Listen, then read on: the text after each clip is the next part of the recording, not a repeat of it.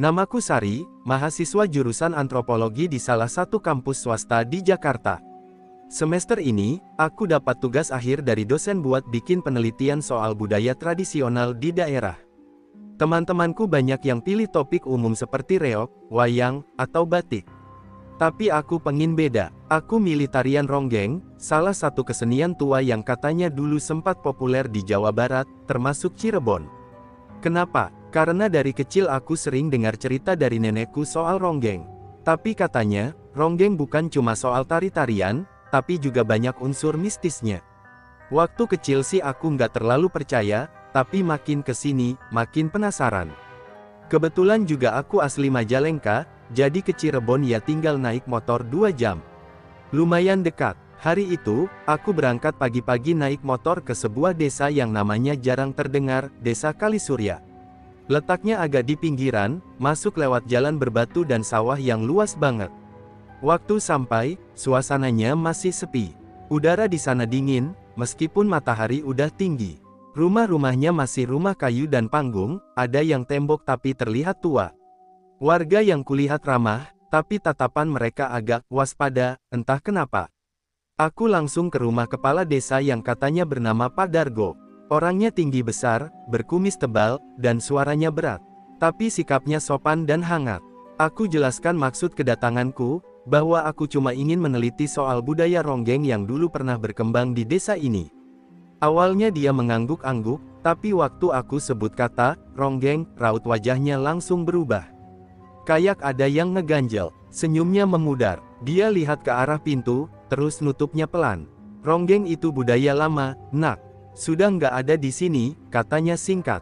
Aku bingung, tapi katanya dulu desa Kalisurya terkenal dengan ronggengnya. Ya, Pak. Dia nggak jawab langsung, hanya menarik napas panjang, lalu menatapku dalam-dalam. Saya kasih saran, kalau kamu cuma cari nilai kuliah, pilih tema lain aja. Aku tetap mencoba sopan. Saya cuma ingin tahu sejarahnya, Pak. Buat bahan tulisan, nggak akan saya rekam atau publish tanpa izin. Setelah beberapa menit hening, akhirnya Pak Dargo bicara pelan. Kalau kamu memang niat, nanti malam ikut saya. Tapi ingat, jangan macam-macam. Jangan tanya macam-macam juga. Lihat saja, kalau kuat. Aku heran. Malam, maksudnya apa? Tapi dia tidak menjelaskan lebih lanjut. Katanya, aku harus datang ke pendopo desa sekitar jam 9 malam. Aku pun menginap di rumah salah satu warga, Bu Eni, yang rumahnya dekat pasar kecil desa. Dia baik, suka ngajak ngobrol, tapi waktu aku tanya soal ronggeng, dia langsung mengalihkan topik. Katanya sudah dilarang dibahas. Aneh ya, padahal ini kan warisan budaya. Kenapa warga seperti menutup-nutupi? Jam 8 malam, aku sudah siap. Aku bawa buku catatan kecil, perekam suara, dan jaket karena udara mulai dingin. Jalanan desa sepi banget, nggak ada yang lewat. Bahkan suara jangkrik pun kedengeran terlalu jelas. Ketika sampai di pendopo, aku melihat beberapa orang tua duduk melingkar. Mereka tidak bicara, hanya menatap dupa yang menyala di tengah lingkaran. Bau harum menusuk hidung. Ada suara gamelan, tapi bukan dari pemain langsung, melainkan dari tape tua yang sudah berdebu. Pak Dargo ada di sana, tapi dia hanya memberi isyarat dengan anggukan kepala. Aku duduk di pojok, diam, memperhatikan. Salah satu wanita tua yang tadi kulihat siang, duduk di pojok pendopo, tiba-tiba berdiri. Badannya kecil, mungkin sudah di atas 70 tahun. Tapi gerakannya ringan. Dia mulai menari. Tangannya lemah lembut mengayun, kepalanya menunduk pelan, lalu kakinya menghentak lantai kayu dengan irama. Tapi, yang membuat bulu kuduku berdiri bukan gerakannya, melainkan ekspresi wajahnya. Matanya kosong, seperti tidak sadar, seperti ada yang menggerakkan tubuhnya. Aku mengamati gerakannya pelan-pelan. Dari arah bayangan di dinding pendopo, yang diterangi lampu minyak, aku mulai melihat hal yang aneh. Bayangan si nenek tidak sendirian. Ada bayangan lain, jauh lebih muda, tubuhnya lebih tinggi, lengannya lebih lentik, gerakannya lebih halus. Awalnya aku pikir cuma pantulan atau halusinasi.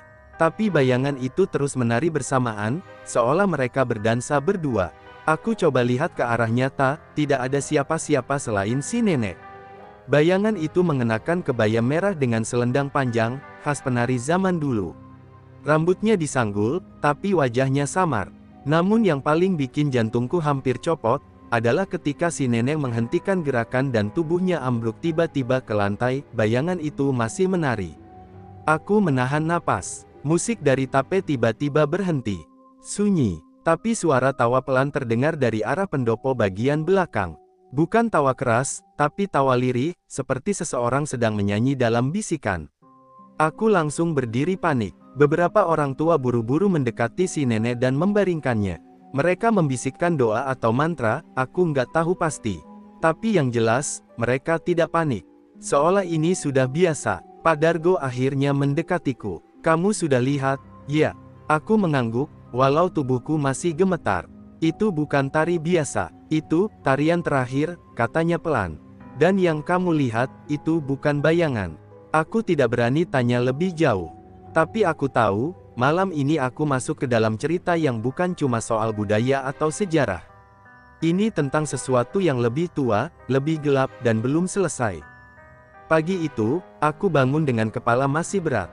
Suara tawa lirih dari malam sebelumnya masih terngiang di telingaku, seakan belum selesai menghantui.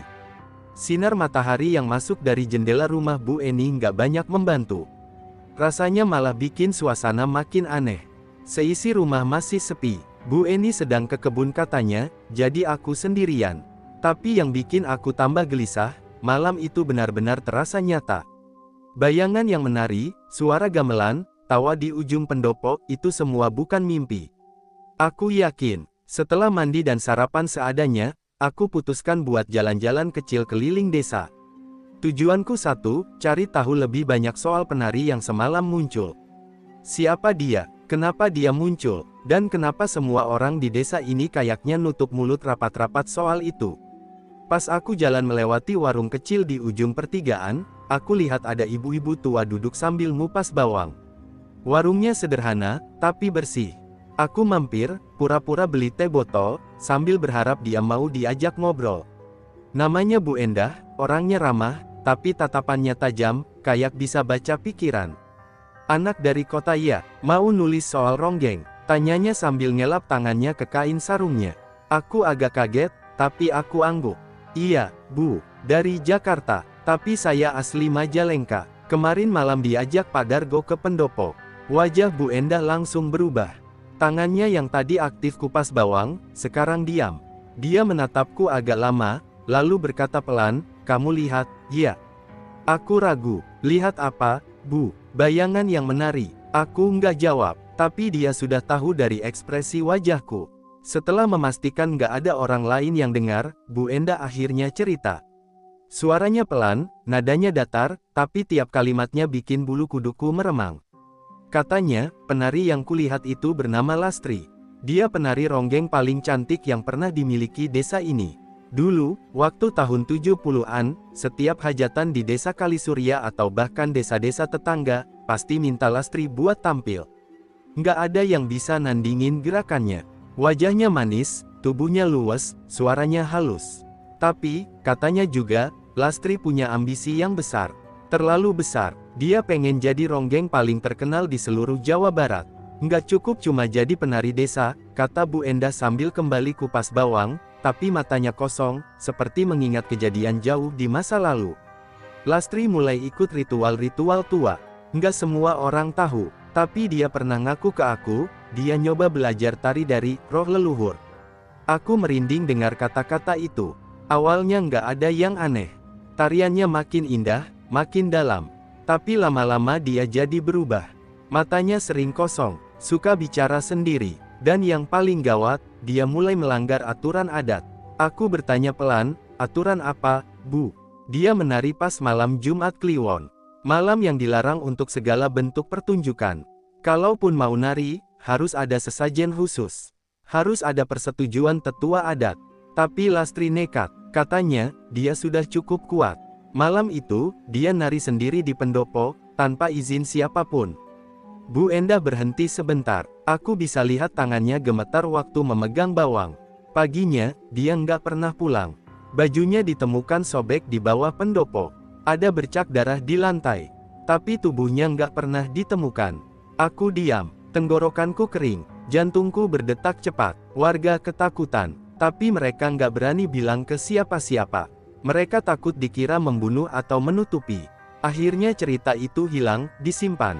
Cuma orang-orang tua aja yang tahu. Tapi setiap tahun, di malam yang sama, suara gamelan itu muncul lagi.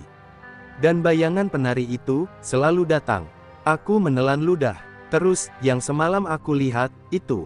Lastri, jawabnya cepat. Dia masih menari. Tapi bukan karena dia mau. Katanya, dia belum selesai. Aku nggak tahu harus bilang apa. Tapi Bu Enda belum selesai bicara. Ada mahasiswa juga kayak kamu, kira-kira 5 atau 6 tahun lalu. Datang sendirian, nulis skripsi soal budaya. Dia juga ikut ngintip di malam Kliwon. Nggak percaya omongan warga. Besoknya, dia ditemukan duduk di dekat kuburan. Diam, nggak bisa ngomong lagi sampai sekarang. Otaknya kayak nggak jalan. Ibunya jemput ke sini. Sekarang katanya dirawat di rumah. Aku langsung lemas dengar cerita itu. Rasanya dadaku sesak. Tapi anehnya, di balik rasa takut itu, aku juga merasa ada sesuatu yang mengusik.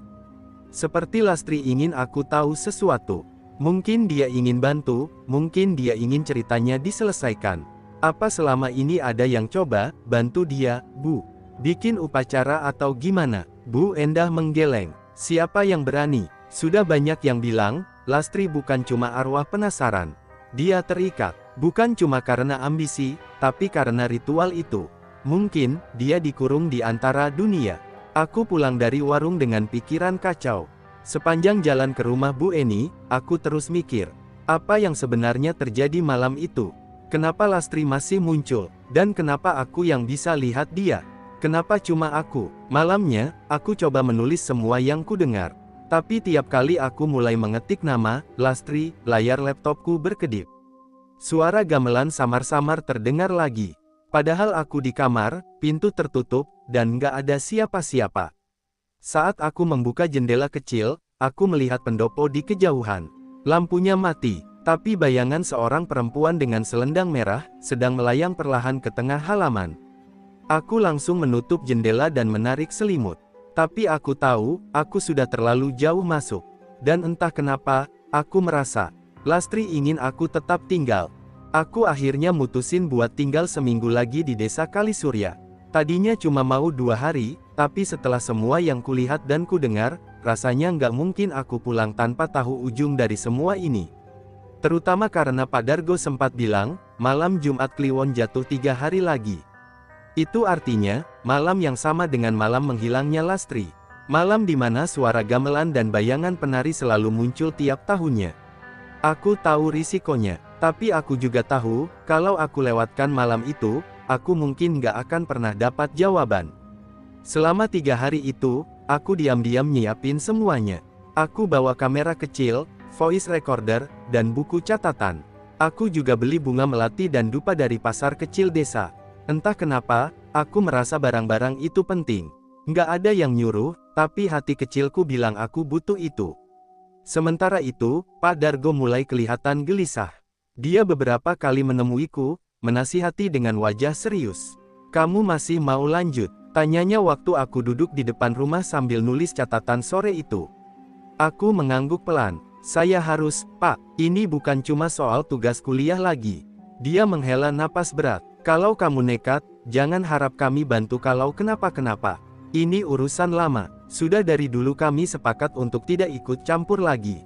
Aku mengerti, tapi rasa ingin tahuku udah kelewat dalam.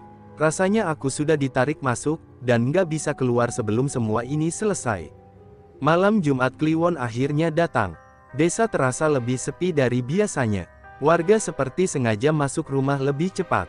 Lampu-lampu rumah padam lebih awal.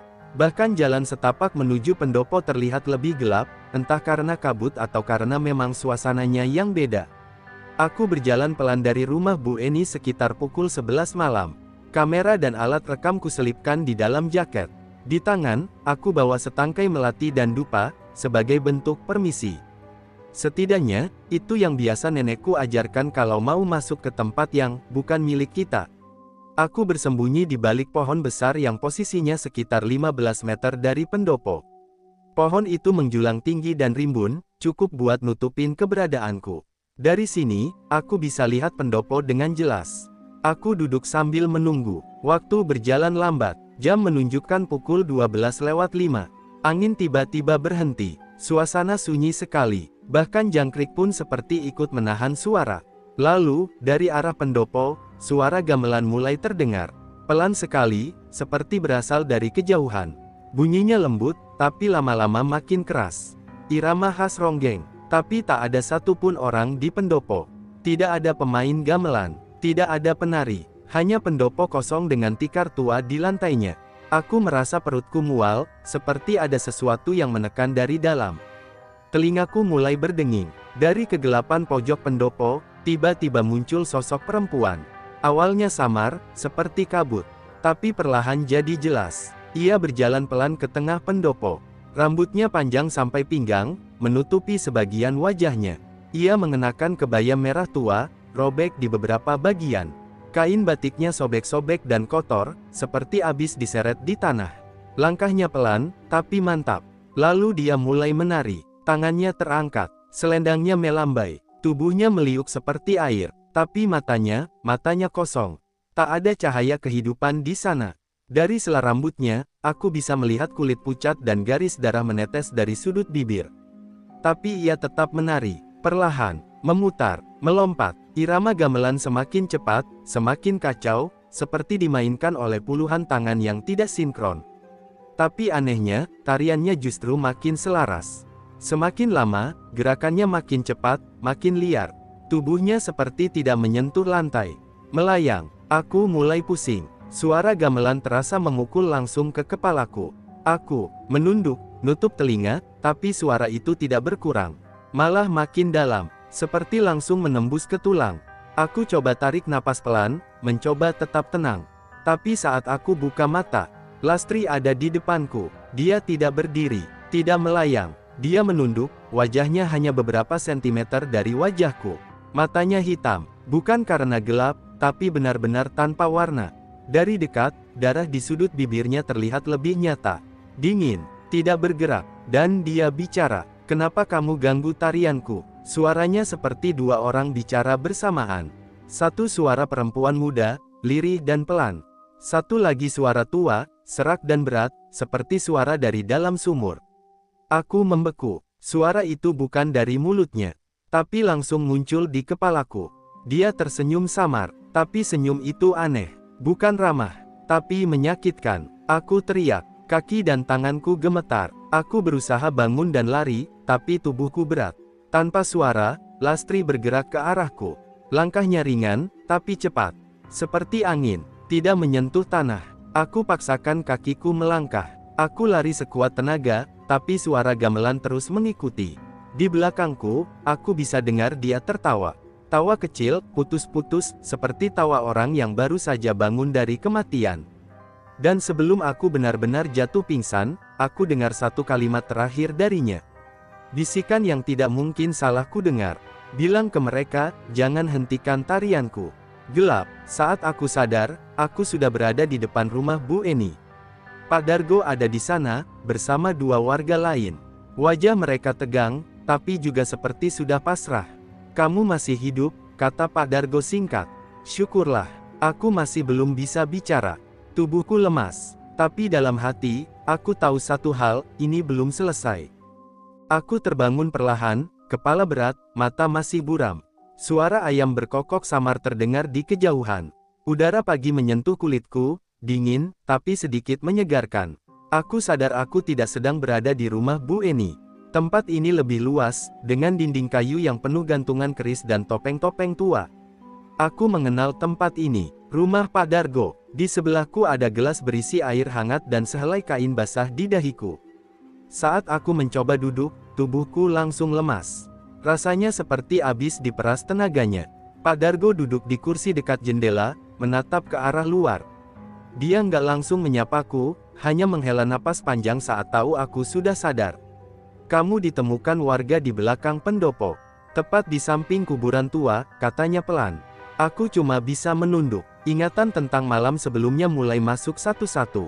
Gamelan yang bergema di kepalaku, wajah pucat Lastri, tariannya, Bisikan terakhirnya, semuanya seperti mimpi buruk yang masih menempel di tubuhku.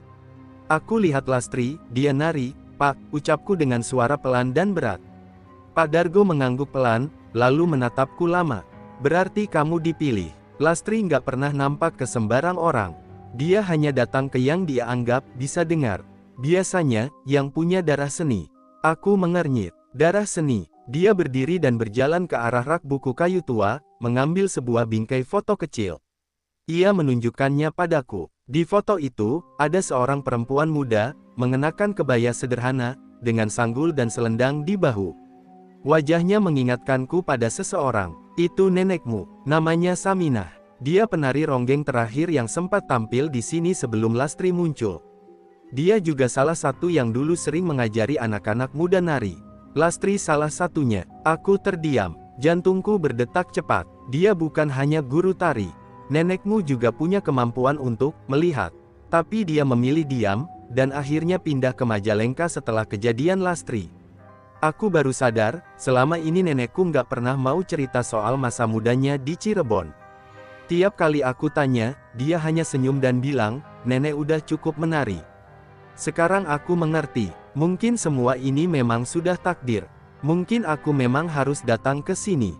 Mungkin bukan cuma untuk tugas kuliah, tapi untuk menyelesaikan sesuatu yang tertunda. Pak Dargo melanjutkan ceritanya. Setelah Lastri hilang malam itu, warga menemukan bercak darah di lantai pendopo.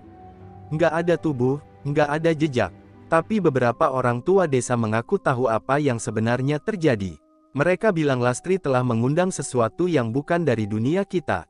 Dan sebagai hukuman, dia diambil tapi tidak dibawa sepenuhnya. Tubuhnya memang ditemukan akhirnya, terkubur diam-diam di bawah pendopo, tanpa upacara, tanpa restu adat. Mereka menyembunyikannya karena takut dosa-dosa Lastri mencemari nama baik desa. Sejak saat itu, setiap tahun di malam yang sama, suaranya muncul. Tariannya menari di antara bayangan. Dan siapapun yang melihatnya, kalau tidak kuat, akan terbawa ke dalam tarian itu. Aku tahu apa yang harus kulakukan. Malam itu, aku duduk sendiri di pendopo. Tapi kali ini bukan untuk mengintip. Bukan juga untuk merekam. Kali ini, aku ingin menari. Untuk Lastri, untuk nenekku, untuk mengakhiri semuanya. Aku minta izin ke Pak Dargo untuk mengadakan pertunjukan kecil, meskipun hanya aku yang akan tampil. Awalnya beliau menolak, tapi setelah tahu siapa aku, dan niatku, akhirnya dia menyerah. Aku menyiapkan segalanya. Di tengah pendopo, kuletakkan bunga 7 rupa dalam wadah anyaman bambu. Di sisi kiri, dupa menyala pelan, mengeluarkan aroma yang nenekku biasa pakai saat berdoa. Aku memutar kaset gamelan yang sempat kupinjam dari rumah Pak Dargo. Irama pelan mulai mengisi udara. Aku berdiri di tengah ruangan, mengenakan kain batik dan kebaya tua milik Bu Eni. Langit malam di atas pendopo terasa berat, tapi bintang-bintang tetap menyala. Bulan tak tampak. Langkah pertama ku gerakkan pelan. Tanganku mengayun, kaki menghentak ringan. Aku tidak tahu persis gerakannya. Tapi entah kenapa tubuhku seperti sudah hafal. Seolah gerakan itu sudah lama tersimpan dalam darahku. Dalam alunan gamelan, aku biarkan diriku mengalir. Mengikuti irama, mengikuti bayangan. Saat kakiku berputar, aku melihat sesuatu dari sudut mataku. Sosok Lastri berdiri di sisi pendopo. Ia tak menari, ia hanya berdiri, menatapku. Wajahnya masih pucat, tapi kali ini tanpa darah. Matanya tak kosong seperti sebelumnya. Ada sesuatu di sana, kesedihan, harapan. Aku terus menari. Peluh mulai membasahi wajahku. Kaki mulai gemetar, tapi aku tidak berhenti. Ketika alunan gamelan mulai memasuki bagian terakhir, aku mengangkat tangan ke langit, lalu menunduk perlahan ke tanah. Aku menyelesaikan gerakan seperti yang kulihat dari penari tua malam itu. Angin malam tiba-tiba bertiup pelan. Lilin dan dupa padam dengan sendirinya. Udara di pendopo jadi hening. Tidak ada suara, tidak ada musik, tidak ada bayangan. Aku membuka mata perlahan. Lastri sudah tidak ada, tidak di sudut, tidak di langit, tidak dimanapun. Hanya aku, pendopo, dan keheningan. Tapi, untuk pertama kalinya, tidak ada suara gamelan. Tidak ada tawa, tidak ada tarian bayangan. Aku tahu, malam itu, tarian terakhir Lastri sudah selesai. Esok paginya, Pak Dargo datang ke pendopo. Ia melihat bunga 7 rupa yang sudah layu, dan bekas dupa yang terbakar sempurna. Ia menatapku, lalu mengangguk kecil. Kamu sudah bantu dia pulang. Aku hanya tersenyum. Dalam hatiku, aku merasa untuk pertama kalinya sejak aku menginjakkan kaki di desa ini, udara terasa lebih ringan. Lebih tenang. Dan entah kenapa, saat aku berjalan keluar dari pendopo, aku seperti bisa mendengar suara Lastri, berbisik pelan dari kejauhan. Terima kasih.